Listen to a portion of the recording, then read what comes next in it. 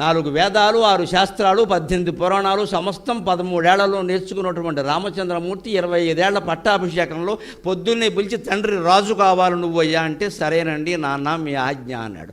రాత్రి పిలిచింది 3వ తల్లు, నువ్వు కాదురా రాజువి, మా అబ్బాయి రాజు, నువ్వు వనవాసానికి వెళ్ళాలంటే సరేనమ్మా మీ ఇష్టం అన్నాడు.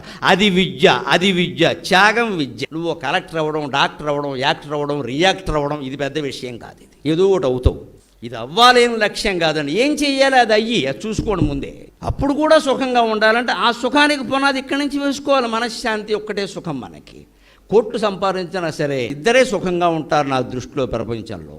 తిన్న అన్నం 2 గంటల్లోగా అరిగిపోయేవాడు, పడుకున్న వెంటనే 5 నిమిషాలు గుర్రు పెట్టేవాడు. వీళ్ళిద్దరిని ఇంచిన అదృష్టవంతులు ఇంకెవరు లేరు. ఈ రెండూ లేనప్పుడు నువ్వు ఎంత సంపాదించినా ఒకటే, ఎంత పీఠంలో ఉన్నావు ఒకటే. పడుకోగానే నిద్ర పట్టదు, తిన్నది అరగదు, పొద్దున్న 20 బిళ్ళలు, సాయంత్రం 20 బిళ్ళలు. దేనికి నీ బతుకు ఇక్కడ? బిళ్ళలకు అంకితమైంది బతుకు. పిల్లలకు అంకితం కావాల్సిన బతుకు బిళ్ళలకు అంకితమైంది. ఇంతే సరిపోతుందండి. ఎందుకు సంపాదించడం? దీనికోసం అనవసరంగా.